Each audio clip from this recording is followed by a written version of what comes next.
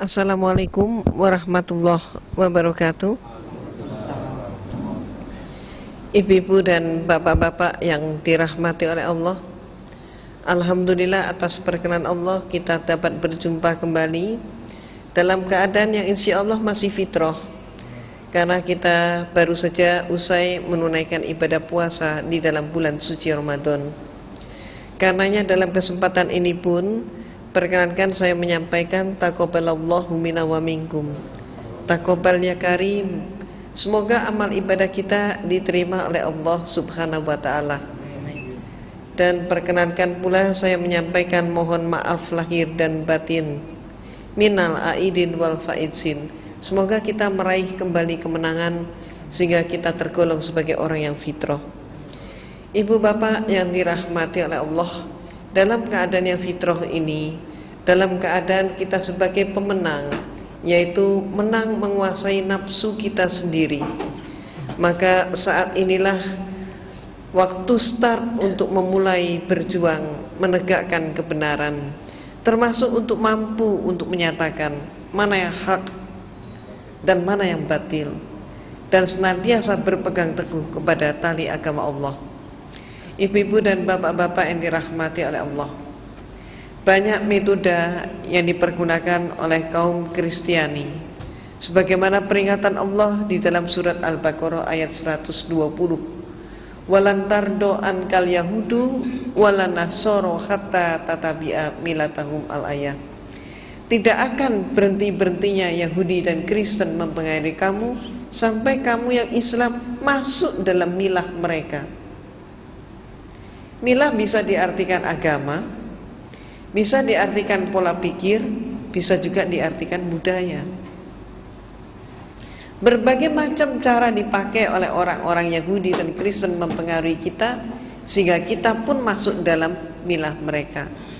Sehingga ada sebuah hadis Rasulullah SAW, di mana Rasulullah SAW pernah bersabda kepada para sahabat, nanti suatu saat, sabda Rasulullah, umatku akan ikut mereka selangkah demi selangkah, akan ikut mereka sehasta demi sehasta, mereka diikuti. Bahkan ketika mereka masuk ke lubang biawak pun umatku ikut. Maka kemudian para sahabat bertanya, ya Rasulullah, siapa yang Rasulullah maksudkan itu?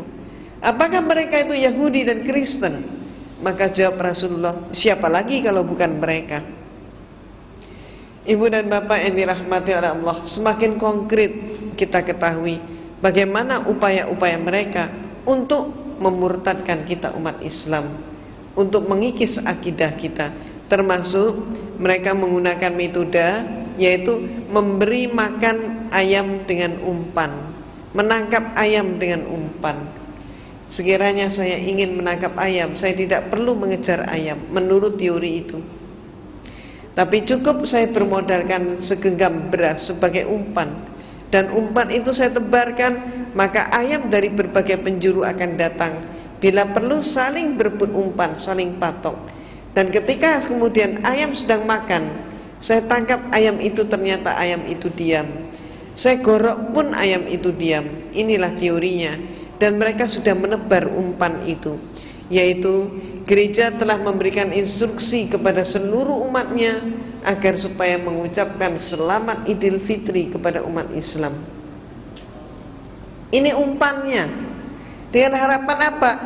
Dengan harapan nanti setelah umat Islam menerima ungkapan selamat Idul Fitri, maka kemudian umat Islam merasa berhutang untuk membalas mengucapkan selamat Natal. Inilah umpan yang mereka pakai dan yang mereka ingin tangkap di situ. Jadi ibu-ibu dan bapak-bapak yang dirahmati oleh Allah, gereja bukannya tidak tahu bahwa umat Islam diharamkan mengucapkan selamat Natal. Mereka tahu, tapi justru mereka menghendaki umat Islam ini melanggar akidahnya. Dengan cara yang halus seperti itu, umat Islam banyak yang terpancing. Maka ada kemudian umat Islam yang dari kelompok Islam liberal mengatakan umat Islam mengucapkan selamat Natal nggak apa-apa, Karena menurut mereka saat itu umat Islam mengucapkan selamat atas lahirnya Nabi Isa alaihissalam. Ini kelompok jil beranggapan seperti itu. Di sisi yang lain ada kelompok juga di sisi yang lain mengucapkan selamat Natal berarti mengucapkan selamat atas lahirnya Tuhan Yesus. Ini sudah jelas merupakan suatu pelanggaran akidah. Yang kedua, kalau sampai kemudian dikatakan bahwa tidak mengucapkan selamat atas lahirnya Yesus dengan kapasitas Tuhan, tapi dikatakan mengucapkan selamat atas lahirnya Nabi Isa, inilah merupakan suatu jebakan mereka, di mana gereja pun sekarang ini sudah mulai menggunakan istilah-istilah bukan lagi Natal, tapi dengan istilah Maulid Nabi Isa alaihissalam. Ini jebakan mereka. Maka apakah benar bahwa Nabi Isa itu lahirnya 25 Desember? Ini yang saya kupas dalam buku saya. Kita umat Islam mengetahui bahwa Rasulullah SAW lahirnya persis 12 Rabiul Awal. Maka kalau dikatakan 25 Desember kelahirannya Nabi Isa, apa betul seperti itu? Tahun kemarin di televisi kita, di salah satu stasiun televisi, sudah ada pendeta yang menerima pertanyaan, karena saat itu dialog interaktif, menerima pertanyaan, apa benar Yesus dilahirkan 25 Desember? Ternyata pendeta yang satu itu menjawab tidak. Nah, apakah kemudian pada tahun ini nanti mereka juga akan berani untuk menyampaikan bahwa sebetulnya yang terjadi tidak seperti itu, bahwa Natal ini bukan kelahiran Nabi Isa? Ibu-ibu dan bapak-bapak yang dirahmati oleh Allah, kita telaah dulu siapa yang sebenarnya lahir 25 Desember. Menurut buku yang saya tulis ini, jelas-jelas sekali dipaparkan bahwa yang diperingati tanggal 25 Desember itu adalah kelahirannya Dewa Matahari.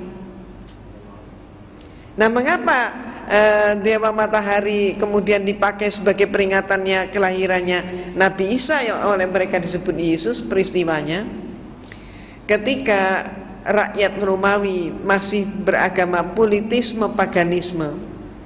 Hal ini berlangsung sampai abad keempat, di mana suatu bukti sejarah Kaisar Konstantin yang memimpin konsili Nizea yang diadakan di kota Nizea, maka disebut konsili Nizea. Konsili adalah konferensi atau bahasa lain muktamar.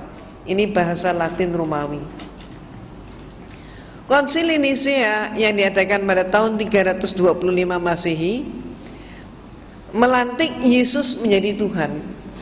Jadi Konstantin melantik Yesus menjadi Tuhan, yang saat itu sebelumnya Yesus tidak pernah dinyatakan sebagai Tuhan. Dan sampai hari ini pun kalau ibu dan bapak mencermati seluruh Bible, tidak ada satu kalimat pun yang menyatakan Yesus sebagai Tuhan. Dia tidak pernah menyatakan sembahlah aku Tuhanmu. Hal itu tidak pernah terjadi. Kenapa? Karena fakta memang mengungkap, sejarah mengungkap Yesus dipertuhankan untuk pertama kalinya tahun 325 Masehi, dan yang melantik adalah Kaisar Konstantin.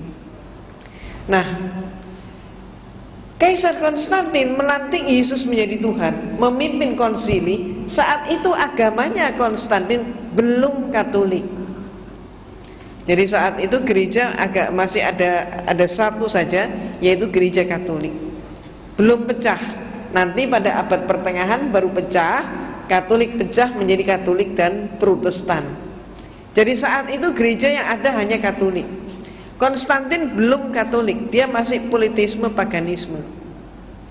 Ketika terjadi kemelut pada Imperium Romawi, di mana Imperium Romawi hampir mengalami kepunahan, maka mereka pun mencari penyebabnya. Para pembesar mencari penyebabnya. Apa penyebabnya? Maka saat itu kekaisaran menengarai penyebabnya adalah berbagai macam sembahan-sembahan yang mereka punyai tidak mampu mempersatukan bangsa Romawi. Jadi artinya agama mereka yang ada dianggap tidak kondusif. Maka kemudian Kaisar Romawi menerima masukan Karena dia pun sendiri telah melantik Yesus sebagai Tuhan, dia menganggap keterangan-keterangan dari Paulus dan anak buah Paulus mengatakan ini ada sebuah agama yang mampu mempersatukan rakyat. Maka kemudian dari situlah Konstantin tertarik dengan Katolik untuk menyederhanakan Tuhan-Tuhan mereka yang berpuluh-puluh itu tadi.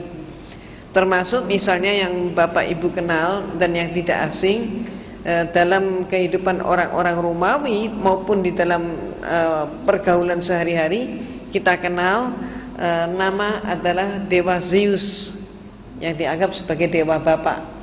Bapak Ibu juga kenal istilah Dewi Jupiter, Aurora, Venus, maupun juga yang lain. Termasuk Bapak Ibu juga kenal dari film televisi atau film-film lain, Hercules termasuk itu, termasuk Xena termasuk itu.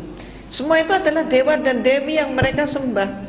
Tidak mustahil tiap rumah mempunyai sembahan yang beda-beda, walaupun di antara sembahan yang demikian banyak itu ada persamaannya. Di antaranya yang mereka sembah adalah dewa Zeus, ini yang paling populer. Selain itu juga ada dewa lagi yang sangat populer, yaitu dewa Mitra, yang juga disebut Mitras atau disebut dewa Ra. Ini sama, yaitu apa? Yaitu dewa matahari.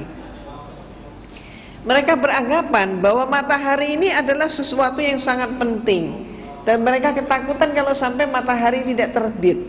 Maka mereka menyembah matahari yang lahirnya oleh mereka ditempatkan setiap kali titik balik matahari. Jadi matahari mencapai titik balik selatan, berakhirnya musim dingin, masuk ke musim semi. Saat itulah mereka memperingati lahirnya dewa matahari, yang persis pada saat itu jatuhnya ditempatkan tanggal 25 Desember. Orang-orang Romawi terbiasa setiap tahun satu kali mereka pesta pora untuk menyambut lahirnya dewa matahari. Jadi kalau orang-orang di Cina, penanggalan Cina, tiap tahun baru itu ditempatkan dengan jatuhnya musim semi, mereka menari dan sebagainya. Tapi orang Romawi yang paling mereka peringati adalah dewa matahari. Karena menurut orang-orang Romawi, dewa yang satu inilah yang paling penting di dalam kehidupan. Nah, cara mereka pesta adalah laki, perempuan, tua, muda, besar, kecil keluar dari mereka rumah. Nari, nyanyi, bahkan sampai mabuk, sampai terjatuh, tertidur di jalan-jalan. Semalam suntuk mereka pesta. Ketika kemudian Konstantin melihat kepentingan negaranya, maka kemudian dia masuk dalam agama Katolik. Karena Konstantin masuk menjadi pengikut Katolik, maka dia menginginkan dengan demikian seluruh rakyatnya pun menjadi Katolik. Katolik sebagai agama negara.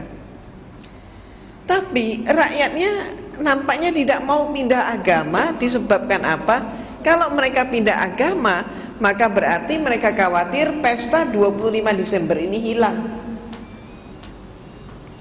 Konstantin menangkap kegelisahan seperti ini. Maka cepatlah kemudian dia menyatakan, rakyatku, dia umumkan, pesta 25 Desember tidak akan hilang, justru akan dilestarikan. Karena Yesus lahirnya pada tanggal 25 Desember. Karena Yesus lahirnya 25 Desember menurut Konstantin, maka rakyatnya berpikir lebih jauh lagi. Oh, kalau begitu Yesus adalah anaknya dewa matahari. Ini oleh mereka diiyakan juga. Iya, betul katanya. Maka berbondong-bondonglah seluruh rakyat Romawi masuk ke agama Katolik. Ini sejarahnya. Maka sejak saat itu pula, maka seluruh patung-patung dewa matahari diubah namanya menjadi patung Yesus. Demikian pula kalau bapak-bapak, ibu-ibu cermati itu di patung-patung itu kan seringkali ada bulatan di belakang kepala. Itu simbol apa itu sebenarnya? Simbol dewa matahari. Simbolnya matahari. Di salib itu, di belakang kepala salib itu kan juga ada bulatan atau kadang ada sinar, kan begitu. Sinar atau bulatan apa? Matahari. Nah, sejak saat itulah dipakai. Nah, kemudian ibu dan bapak yang dirahmati oleh Allah, pada saat bulan-bulan ini pun, hari-hari ini pun, bapak dan ibu sudah mulai melihat di berbagai mal, di toko-toko, di gedung-gedung, mereka pakai pohon cemara. Kemudian hiasannya bagus sekali. Betul kan? Jadi menarik sekali. Ada kemudian pakai pohon cemara penuh dengan salju. Terus kemudian ada kandang domba, ada palungannya, di situ Yesus lahir. Ada lagi yang dengan memperagakan gua, Yesus lahir di dalam gua. Jadi sebetulnya yang mana yang benar? Yesus lahir di bawahnya pohon cemara, atau lahirnya di kandang domba, atau lahirnya di dalam gua? Yang benar yang mana? Belum lagi nanti ada hiasan Sinterklas, pakai kijang kencana itu kan. Jadi yang mana ini yang benar? Nah, ternyata ibu-ibu dan bapak-bapak yang dirahmati oleh Allah, di dalam Bible, di dalam kitab suci mereka, di situ ada 4 buah Injil di dalamnya, yaitu karangan Matius, Markus, Lukas, Yohanes. Yang memuat peristiwa tentang lahirnya Yesus hanya ada 2 Injil, yaitu Matius dan Lukas. Di dalam buku saya pun saya kutip dengan persis seksama apa kata Matius dan apa kata Lukas. Maka menurut informasi mereka, Matius dan Lukas yang sama-sama menyatakan mendapatkan firman Tuhan, sama-sama menyampaikan firman Tuhan, tapi banyak yang kontradiksi. Kontradiksinya antara lain, yang satu menyatakan Yesus lahirnya di zaman Kaisar Agustus, yang satu menyatakan Yesus lahirnya di dalam pemerintahan Herodes Agung. Konsekuensinya berarti perbedaan pendapat di antara mereka ini berarti mempengaruhi penentuan tahun 1 Masehi sebagai tahun kelahiran Nabi Isa. Dengan arti kata lain, tahun Masehi yang sekarang ini dipakai oleh umat manusia di dunia ini, termasuk kita juga pakai, yang katanya sekarang adalah tahun 2003 Masehi, ternyata salah hitung. Jadi Dionysius lah saat itu yang diperintahkan untuk membuat penanggalan, ternyata salah ngitung. Cuman kesalahan yang dilestarikan. Sementara kita sendiri punya tahun baru Hijriah, tapi seringkali nggak hafal kita tahun berapa sekarang. Ya paling cuman berapa orang yang tahu, nggak semuanya.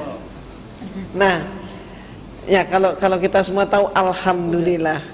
Nah, oh baru Idul Fitri ya, karena baru Idul Fitri jadi masih ingat. Masalahnya baru kirim kartu. Karena baru kirim kartu ya, alhamdulillah.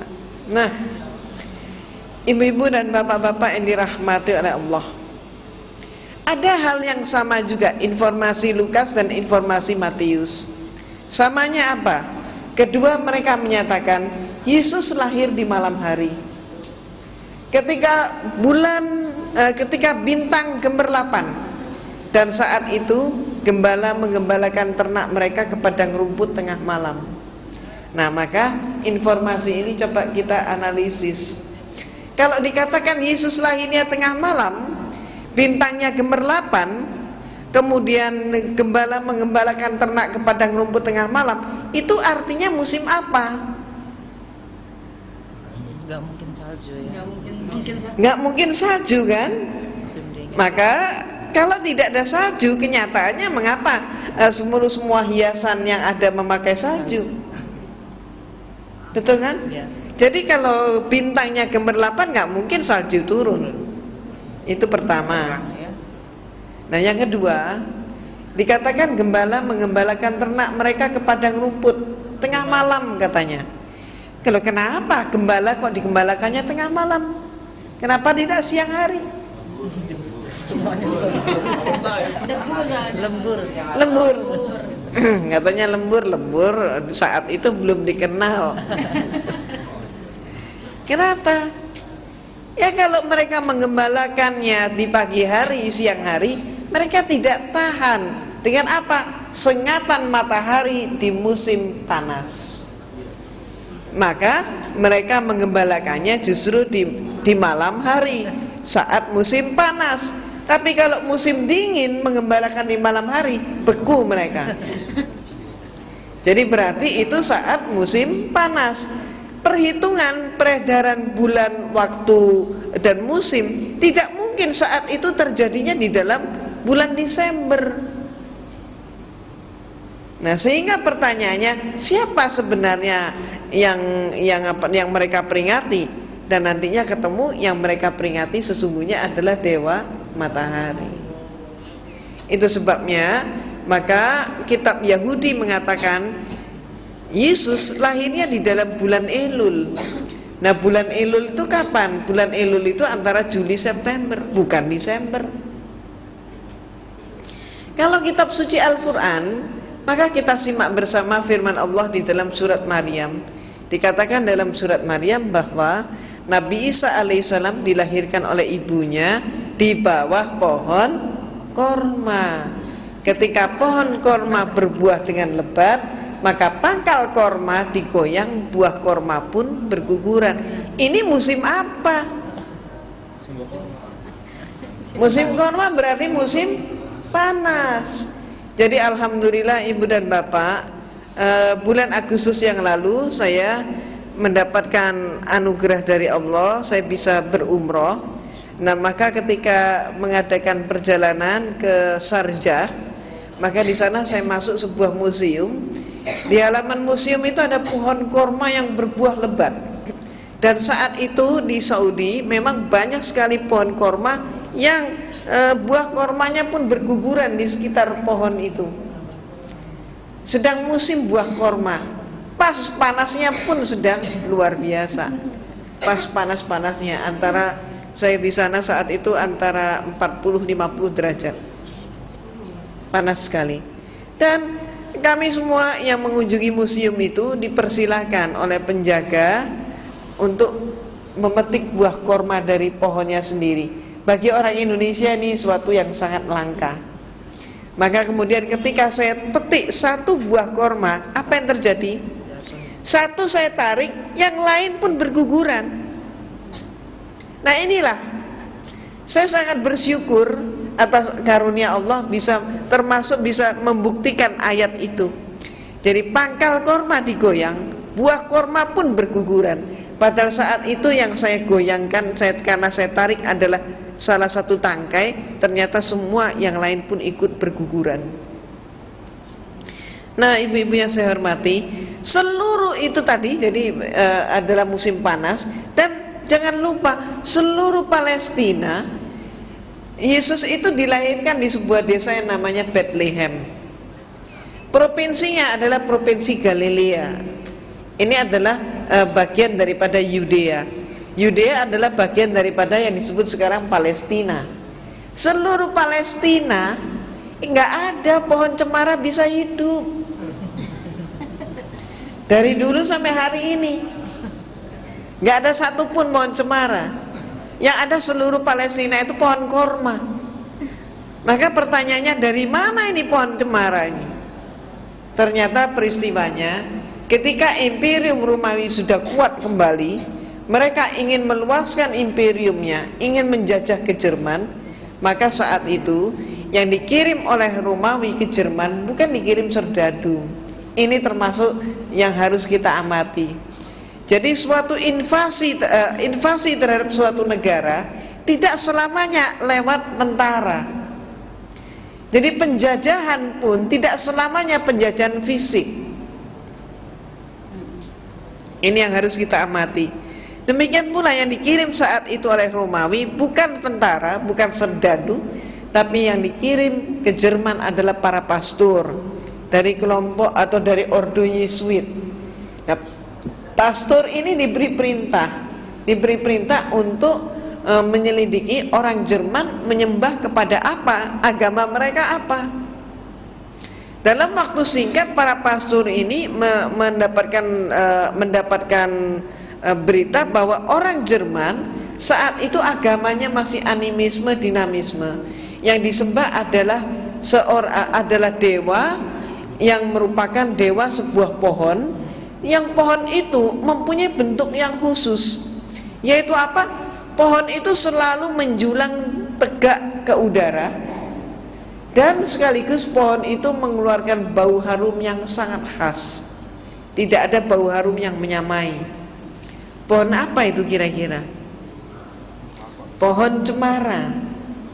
Maka bau cemara itu kan khas, tidak ada yang mirip dengan baunya cemara. Nah, kemudian para pastor segera pulang ke rumah melaporkan orang Jerman menyembah dewa cemara.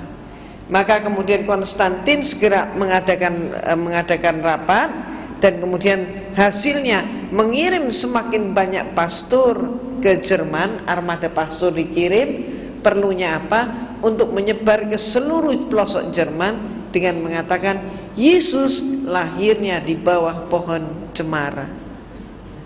Karena orang Jerman menyembah pohon cemara, dikatakan Yesus itu lahirnya di bawah pohon cemara, maka rakyat Jerman kemudian berkesimpulan, oh kalau begitu tidak beda antara agamamu dan agama saya, katanya. Ternyata Yesus anaknya dewa cemara. Maka kemudian agama Kristen pun masuk ke Jerman. Ini yang terjadi. Nah, ibu-ibu dan bapak-bapak yang dirahmati oleh Allah, sekaligus nanti di sini bapak dan ibu akan mendapatkan tambahan wawasan bahwa ternyata Natal itu pun baru menjadi acara resmi gereja pada abad yang ke-5, sebelumnya tidak. Dan masih banyak informasi yang lain, termasuk ayat-ayat Bible yang sebenarnya menyatakan bahwa perbuatan untuk menyembah kepada patung, kepada orang berhala-berhala adalah perbuatan yang sangat dilarang oleh agama.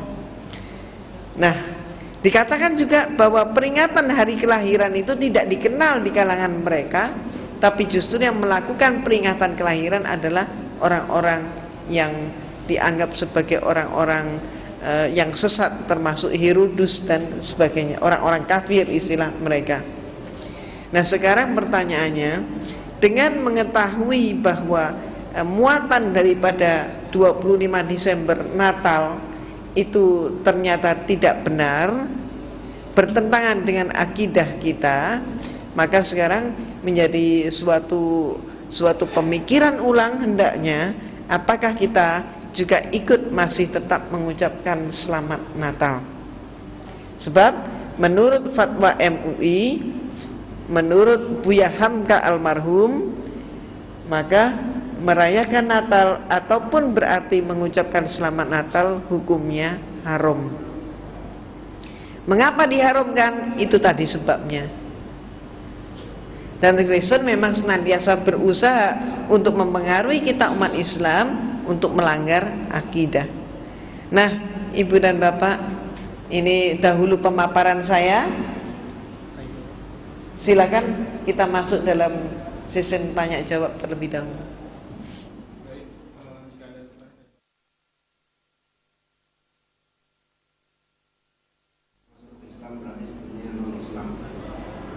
Yang saya ingin tanyakan pertama, apakah yang menyebabkan dari Islam awalnya? Karena yang saya dengar sebelumnya non-Islam berarti punya agama yang lain, yang barangkali waktu itu sebelumnya menarik juga menurut ibu. Kedua, nggak hadir. Kenapa tidak hadir? Mengajak teman-teman ibu yang sampai sekarang mungkin masih non-Islam. Terima kasih. Assalamualaikum warahmatullahi wabarakatuh. Pertanyaannya singkat ya. Ketahuan bapak yang waktu saya pertama kali kesini nggak hadir. Nah, memang pada saat kehadiran saya yang pertama, insya Allah disitulah saya sudah menceritakan. Ya, jadi memang benar saya adalah mantan biarawati, dan kemudian secara singkat saja saya alhamdulillah menerima hidayah Allah justru setelah saya menekuni perbandingan agama, di mana saya berdiskusi panjang dengan dosen-dosen saya tentang konsep ketuhanan. Nah, itu yang menjadi alasan. Dan insya Allah bapak kalau ingin mengetahui dengan lebih rinci, Insya Allah barangkali nanti transfer informasi begitu. Nah, kemudian berikutnya lagi, mengapa tidak mengajak? Ya, tidak mengajak. Saya tidak langsung menjawab. Hanya saja mari kita kembali mempelajari sejarah tentang kehidupan Nabi Ibrahim alaihissalam. Jadi ayahnya Nabi Ibrahim alaihissalam juga seorang arsitektur penyembahan berhala. Nah, kemudian bagaimana dengan paman Rasulullah SAW? Paman Rasulullah membackup perjuangan Rasulullah. Semuanya dicurahkan, harta, tenaga, dan sebagainya. Tapi ketika paman Rasulullah SAW diajak, ya paman, ayolah kita seagama dalam Islam. Apa jawab pamannya? Aku adalah seorang dari kalangan bangsawan Quraisy. Tidak mungkin katanya. Dan itulah Pak. Jadi kembali intinya Islam adalah hidayah Allah. Tidak mungkin kita memaksakan seseorang. La ikraha fiddin. Jadi demikian pula. Namun alhamdulillah juga sudah cukup banyak yang menjadi Islam. Namun itu tadi, setiap manusia mempunyai kebebasan. Dan kembali hidayah datangnya dari Allah. Saya izin dari Departemen Kesehatan. Sesuai dengan tadi disampaikan oleh pemandu, temanya untuk Ibu Ustazah adalah pelayanan hikmah atau toleransi. Yang ingin saya tanyakan adalah bentuk konflik yang bagaimana, barangkali Ibu Ustazah bisa menyampaikan kepada kami, karena di lingkungan kami mungkin masih banyak yang non-muslim. Jadi kalau memang tadi sudah jelas pada kamu mengucapkan apa itu haram umumnya, barangkali kita bagaimana harus menyikapi dan apa yang harus kita sampaikan. Terima kasih. Assalamualaikum. Terima kasih Ibu dan ibu-ibu yang saya hormati, bapak-bapak yang saya hormati. Insya Allah Ibu, ada sebuah ayat Allah yang senantiasa kita dengar di masyarakat kita, yaitu antara lain lakum dinukum waliyadin. Jadi ayat Allah ini mengatur hubungan toleransi kita. Jadi toleransi itu apa definisinya? Sebetulnya sederhana, toleransi artinya lakum dinukum waliyadin. Jadi kalau kita mau tahu batasannya toleransi, ya itu. Toleransi adalah lakum dinukum waliyadin, agamamu agamamu, agamaku agamaku. Jadi biarlah mereka dengan agamanya, biarlah mereka melaksanakan ibadahnya, tapi kita pula melaksanakan ibadah kita dengan agama kita. Artinya mereka silakan berjalan, kita tidak mengintervensi mereka. Dan demikian pula kita biar berjalan, kita tidak terintervensi oleh mereka. Jadi timbal baliknya demikian. Artinya Ibu, suatu toleransi akan berubah menjadi intervensi kalau kita sudah masuk dalam lingkup akidah mereka. Ya Bu ya? Nah ini, jadi jelaskan. Kalau kita sampai mengucapkan selamat Natal, berarti sudah bukan toleransi tapi intervensi. Nah, disinilah yang kita harus cermat. Saya ada 2 pertanyaan. Yang saya tahu tuh Bu, Nabi Isa itu, Yesus yang sekarang disembah oleh umat Kristen, itu adalah samaran dari Nabi Isa. Nabi Isa itu kan mau dibunuh, jadi buat samarannya. Dia disalib itu, jadi yang disembah oleh orang Kristen yang sekarang itu ialah samaran dari Nabi Isa. Itu yang pertama. Yang kedua Bu, kita kan mengucapkan memberi selamat dulu pada orang Kristen itu tergantung niat. Gimana Bu kalau niat kita ini hanya sekedar untuk memperpanjang silaturahmi lah. Istilahnya dia kan waktu kita Idul Fitri dia mengucapkan selamat Idul Fitri. Baru datang. Sekedar asal bapak senang lah gitu. Istilahnya bisa aja. Nggak ada niat untuk agama segala macam untuk keadilan sosial. Jadi saya bisa ngasih. Cuma ada pertanyaan sedikit ya. Iya. Pada waktu awal ceramah belum datang kan? Nah, ya udah bener deh. Nah, ya jadi itu tadi sebenarnya sudah saya jawab ya. Jadi intinya di sini bahwa setelah kita tahu muatan apa, disinilah kita harus membedakan mana hablum minanas dan mana hablum minallah. Jadi sebatas toleransi itu adalah sebatas hablum minanas. Tapi jangan sampai hablum minanas kita kemudian merusak hablum minallah. Ini sudah wilayah akidah. Jadi artinya kalau seseorang itu berbuat baik kepada kita, kita wajib berbuat baik kepada yang bersangkutan. Artinya mereka memberi kita ucapan selamat Idul Fitri, maka harusnya kita pun merasa berkewajiban juga memberikan selamat kepada mereka. Cuman memberinya itu jangan pada saat yang membuat kita membuat pelanggaran akidah. Artinya mereka mengucapkan selamat Idul Fitri oleh gereja dibolehkan dan dianjurkan. Kenapa? Karena Idul Fitri adalah sebatas hablum minanas. Ketika mereka mengucapkan itu otomatis tidak ada pelanggaran akidah. Tapi kalau kita mengucapkan selamat Natal, ceritanya jadi lain. Ini sudah bukan wilayah hablum minanas, tapi sudah menyangkut wilayah hablum minallah. Itu sebabnya kita wajib membalas kebaikan mereka mengucapkan selamat Idul Fitri, tapi momennya jangan momen Natal. Jadi kalau mereka mengirim parcel begitu kan, mereka kan baik gitu ya. Ya kita juga wajib baik juga. Mau ngirim parcel ayo boleh, tapi jangan persis mengucapkan selamat Natal. Ucapkanlah misalnya selamat Anda semoga mendapatkan rezeki yang semakin berlimpah, boleh. Semoga Anda berusia 1000 tahun lagi, boleh. Asal tidak mengucapkan selamat Natal. Satu ini aja. Kenapa? Karena muatannya itu tadi sudah muatan akidah. Itu ya. Jadi perbuatan baik ayo kita jawab dengan baik. Perbuatan baik kita balas dengan baik. Hanya kita harus meletakkan yang tepat pada tempatnya. Itu saja permasalahannya. Apa itu? Oh, Nabi Isa. Iya.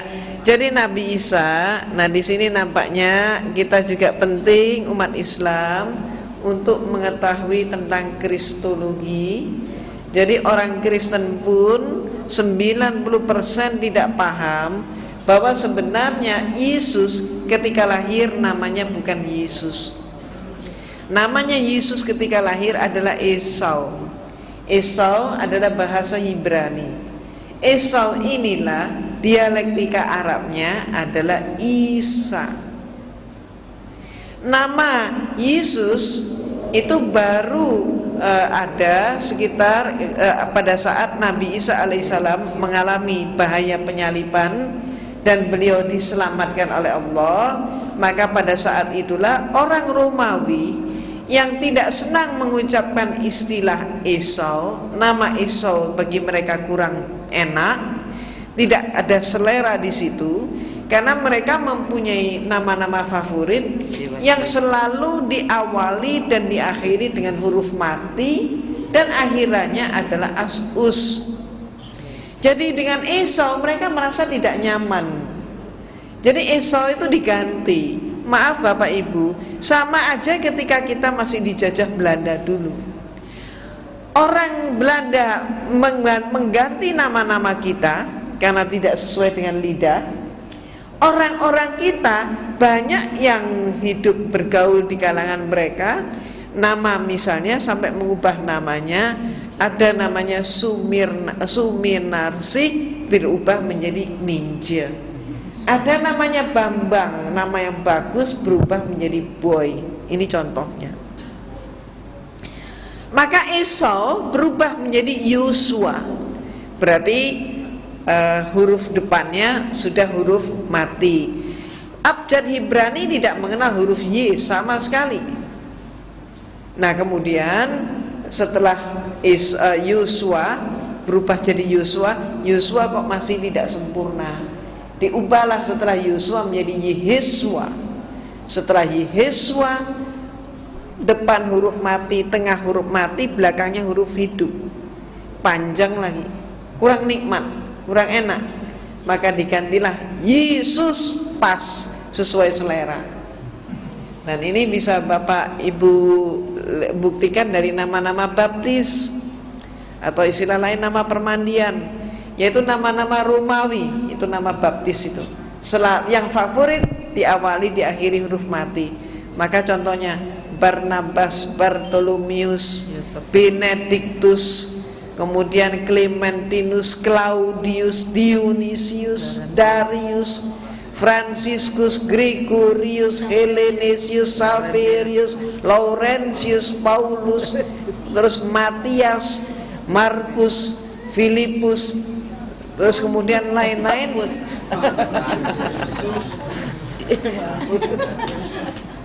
Stefanus sampai dengan huruf Z, Zebedeus, itu ceritanya.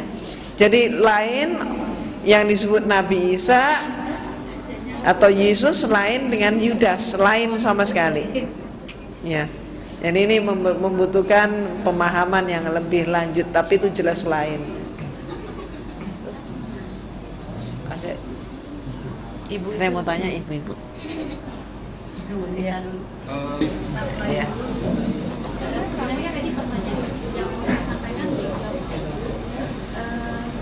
biasanya saya punya tetangga yang Nasrani. Jadi setiap saya Idul Fitri dia selalu mengantarkan makanan ke rumah, berupa parsel atau cake atau apa gitu.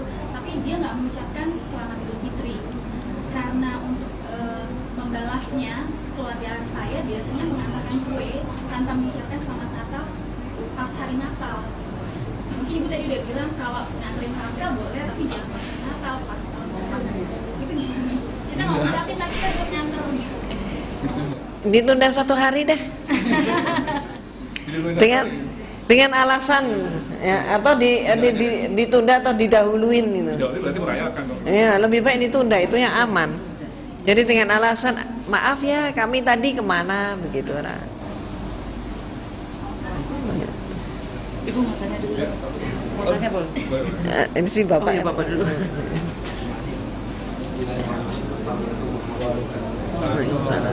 Isu saya sangat tertarik dengan penjelasan Ibu tadi mengenai agama. Yang saya tanyakan adalah apakah informasi ini diketahui oleh seputar gereja dalam arti untuk mereka yang disebarkan waktu mereka menyatakan bahwa Idul Fitri diharuskan atau disyaratkan bagi kalangan gereja, atau memang sudah diketahui oleh sejarawan-sejarawan di dunia gitu. Karena ada beberapa kayak Armstrong sendiri membuat satu buku mengenai sejarah Tuhan. Iya. Apakah informasi ini juga diketahui oleh sejarawan-sejarawan di luar atau hanya lingkungan gereja yang tahu? Itu satu. Yang kedua, saya sempat juga searching di website, cuman satu kali saya baca mengenai yang Islamic Invasion itu ya. Tapi setelah itu nggak tahu dia blok websitenya. Saya cukup ikut juga dengan isi buku itu, karena saat ini susah juga mencari buku ini. Kira-kira itu punya referensi yang kita bisa baca ya. Iya.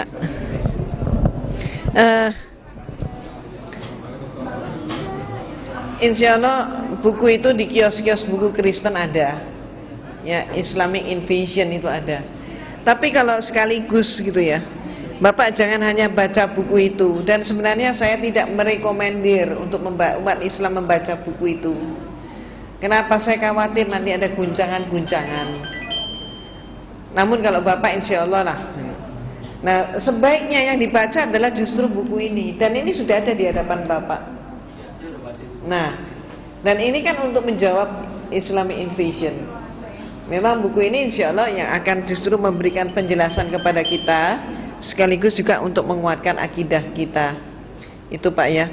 Terus kemudian tentang Natal tadi, perlu kita pahami Pak, gereja agar supaya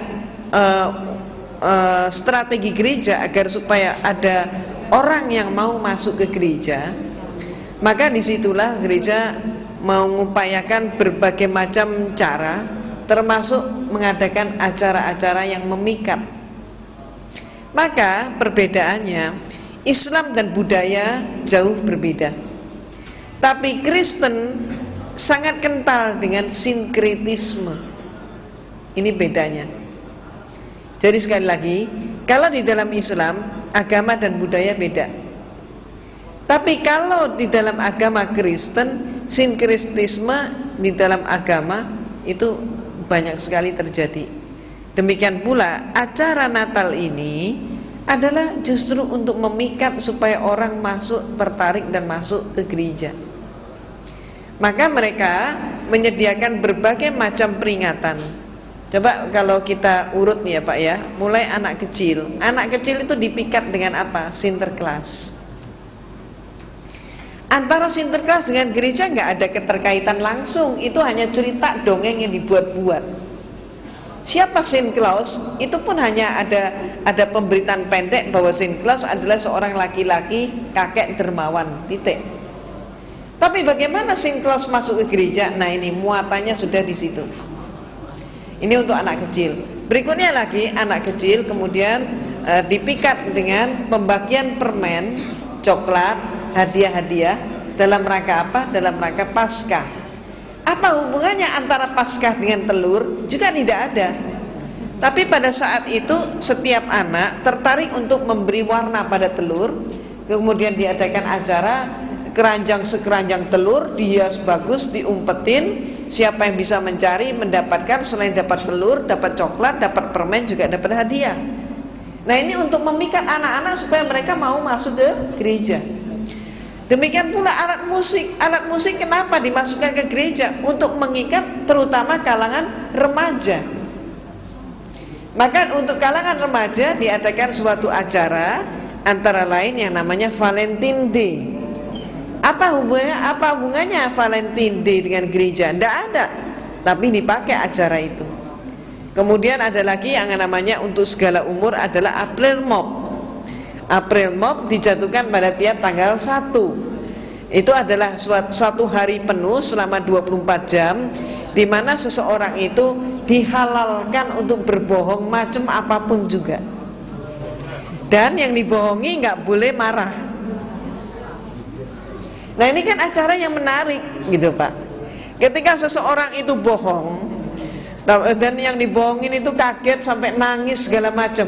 Misalnya ada berita dengan berita yang menyatakan pacarmu tadi kecelakaan lalu lintas. Oh ini sudah nangis nih yang diberitahu, pacarnya kecelakaan lalu lintas. Maka yang bersangkutan datang dengan baju berdarah. Ternyata baju berdarah dari pemotongan hewan. Ternyata pacarnya nggak apa-apa, nggak mati, tapi dia dibilang April Mop, jadi nggak boleh marah. Dan acara-acara itu kan nggak ada sangkut pausnya dengan acara keagamaan, tapi masuk dalam bagian mereka. Termasuk apa dahulu yang sangat oleh mereka dikatakan itu sebagai acara berhala, yaitu Halloween. Halloween dulu nggak boleh, tapi kita tahu sendiri lambat laun gereja juga pakai Halloween Karena seru ya. karena seru, menarik kan. Nah itu Pak, acara-acara mereka begitu. Jadi informasi sebenarnya itu sebetulnya bisa didapat di berbagai ensiklopedia, baik ensiklopedia Americana maupun juga Katolikana, Britannica juga ada. Tapi memang tidak di blow up untuk seluruh umat. Kenapa? Kalau di blow up, umat tahu bahwa sebetulnya tidak seperti itu, mereka nggak mau Natalan. Kalau tidak mau Natalan, konsekuensinya gereja sepi. Karena gereja itu ramainya justru pada saat Natal. Natalnya dibuka, gerejanya sepi dong Pak. Nah jadi itulah sebabnya. Artinya sejauh ini kalau umum untuk masuk dari akses ke sana diperbolehkan di gereja atau memang hanya kalangan gereja aja? Seperti ibu pada itu kan ibu dari non muslim masuk ke muslim itu karena ibu pelajari. Ya. Apakah informasi tersebut hanya diakses oleh internal gereja sendiri atau hal yang ramai pun boleh diakses informasi dari Britannica, ada di Americana itu? Biasanya untuk kalangan terbatas Pak. Bukan cuma kalangan gereja, kalangan terbatas, kalangan tokoh-tokoh aja yang ngerti, umatnya pun nggak ngerti. Jadi itu suatu juga perjalanan rohani saya, yang saya pada saat yang lampau sempat menggerutu kepada Allah, mengapa saya mengalami perjalanan hidup panjang kalau Allah sudah menakdirkan saya menjadi muslimah, kenapa saya tidak dilahirkan dari ayah dan ibu yang Islam, tapi mengapa saya harus lahir dari orang tua yang beragama Katolik dan masuk biara pula. Nah, itulah ternyata semua itu kemudian saya menyadari, saya baru sadar pada tahun 92 saat saya masih di Makkah, di Masjidil Haram saat haji. Maka segera saya pun mohon ampun sekaligus sujud syukur bahwa Allah Maha Pemurah, sehingga saya mampu menikmati nikmatnya iman dan nikmatnya Islam justru dengan perjalanan panjang seperti itu. Itu ya Pak ya. Baik, kajian kali ini kita sudahi, berhubung jam 2 nanti ada acara. Kesimpulan dari makna toleransi adalah mafhum didukung oleh adil. Ya. Untukmu agamamu, untukku agamaku. Iya betul. Seiring dengan semangat untuk memperbaiki diri, semoga hidayah tercurah bagi kita semua. Sebagai terakhir mungkin kita bacakan doa penutup majelis. Subhanallahumma Assalamualaikum warahmatullahi wabarakatuh. Waalaikumsalam warahmatullahi wabarakatuh.